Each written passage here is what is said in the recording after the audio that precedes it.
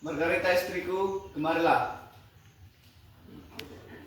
Ada apa suamiku?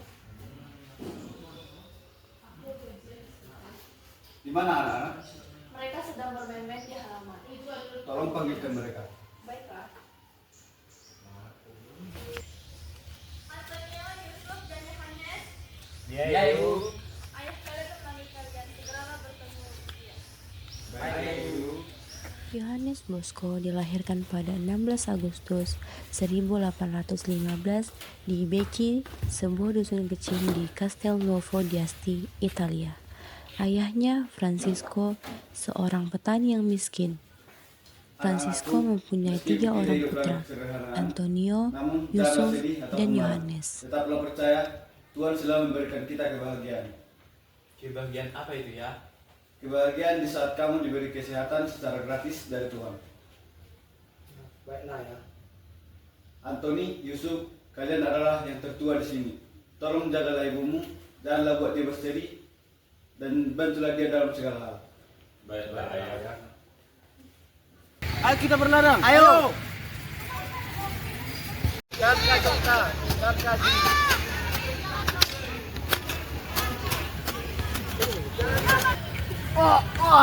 Tolong, nafas saya sesak.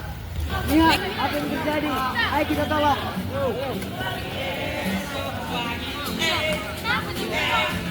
Ayo kita datang.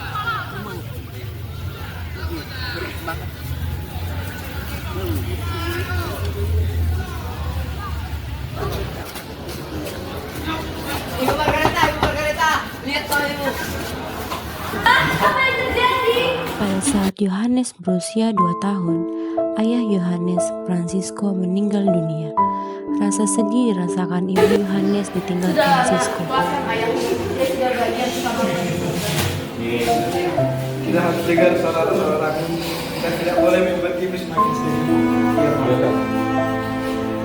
Ibu Margarita dengan segala daya upaya dan kerja keras berusaha menghidupi keluarganya. Namun demikian, kerja keras dan kemiskinan tidak menghalangi Margarita untuk senantiasa menceritakan kepada anak-anaknya segala kebaikan Tuhan.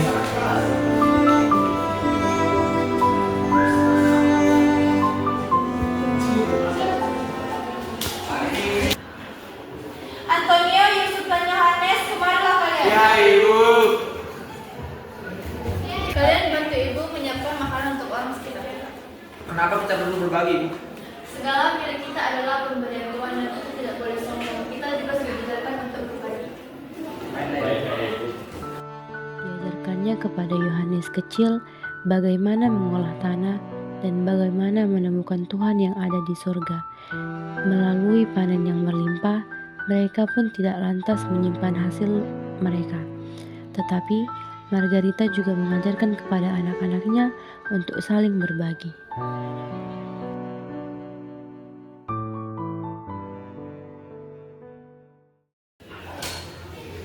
Yohanes, anakku. Ya ibu. Segeralah kamu tidur, hari sudah malam. Ya ibu. Jangan lupa berdoa sebelum tidur, Yohanes. Ya ibu. Nama Bapa dan Putra dan Roh Kudus. Amin. Pada usia 9 tahun, untuk pertama kalinya Yohanes mendapat mimpi yang amat menakjubkan. Ayo teman, kita bermain dan bergembira bersama. Ayo. Ia melihat banyak sekali anak di sana. Ada yang tertawa, bermain, dan ada pula yang bersumpah serapah. Berhenti. Apa yang kamu lakukan? Tampaklah seorang yang agung, berpakaian jubah putih dan wajahnya bersinar. Kemunculan orang itu menghentikan kerja. Berhenti. Ia memanggil Yohanes dengan namanya, meminta agar tenang serta menasihatinya. Kamu tidak mungkin menolong atau mendengarkan mereka dengan cara berkelahi. Mereka kasar. Suka berbicara jorok dan kasar. Bukan dengan kekerasan, tetapi atasilah mereka dengan kelemah lembutan, bersikaplah baik, dan jadikan mereka teman-temanmu. Gimana dan bagaimana aku memperoleh pengetahuan? Aku akan memberimu seorang bunda dengan bimbingan darinya, kamu akan bijaksana. Tapi siapa engkau berbicara seperti itu? Aku adalah putra yang diajarkan ibumu untuk menyalamiku setiap hari. Ibuku aja melarangku untuk berbicara dengan orang yang tidak aku kenal. Katakanlah siapa namamu? Tanyakan nama aku kepada ibumu. Tiba-tiba anak nakal itu berwujud. Jika serigala anjing menerkapku. Tampaklah seorang wanita yang hangat. Ia menanyakan gaun Lihatlah aku berbuat terhadap mereka. Inilah tempat di mana kamu harus bekerja. Apa yang kamu lihat terjadi pada binatang-binatang di sini, kamu harus melakukannya kepada anak-anak. Aku tidak mengerti. Apa maksud semua ini? Memang anakku, kamu akan melebihi waktu yang telah tiba. Sebab itu, janganlah risau.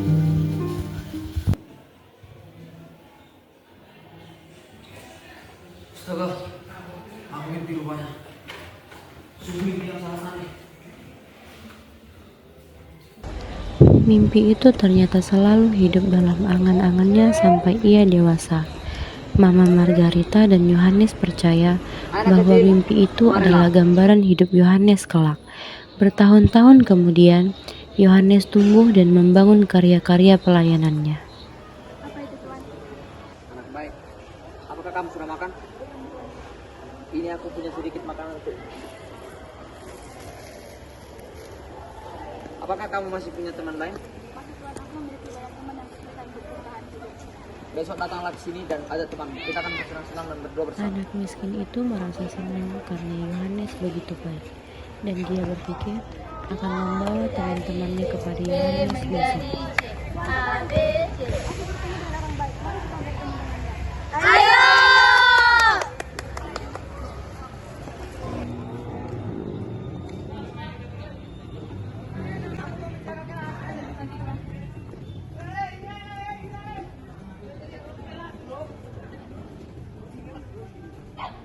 Duduklah anak-anak. Apakah kalian sudah makan? Belum, Tuan. Kami sangat lapar. Sebentar, aku punya sedikit makanan.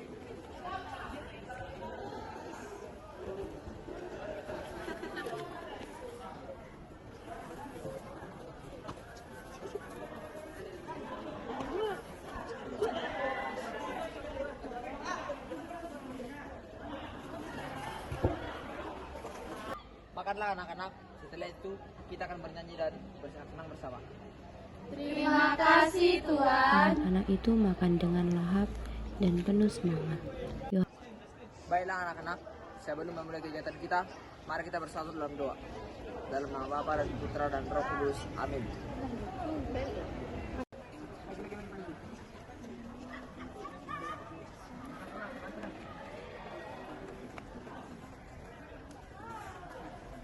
Pertemuan ini, mereka mengadakan pendalaman Alkitab, bernyanyi, dan mengenal Tuhan lebih dalam.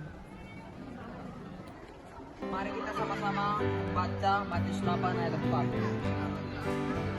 Lalu Yesus berkata kepadanya, ingatlah, jangan engkau memberitahukan hal ini kepada siapapun, tetapi pergilah, perlihatkanlah dirimu kepada imam, dan persembahkanlah persembahan yang diperintahkan Musa sebagai bukti bagi mereka.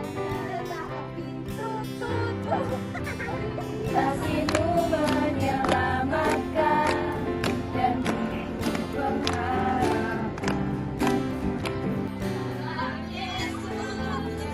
Kita bersaudara. Mari kita berdoa salam Maria. Dalam nama Bapa dan Putra dan Roh Kudus. Amin. Salam Maria, penuh rahmat Tuhan kamu. Terpujilah engkau di antara wanita dan terpujilah buah tubuhmu Yesus.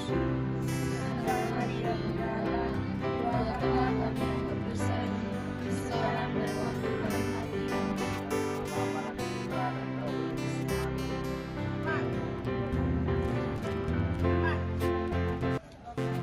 Tuhan telah mengubah hidup kalian dengan mengutus aku. Aku sudah tidak sanggup lagi. Maka lanjutkanlah karya-karyaku dengan mengandalkan Tuhan Yesus. Baik, Bapa.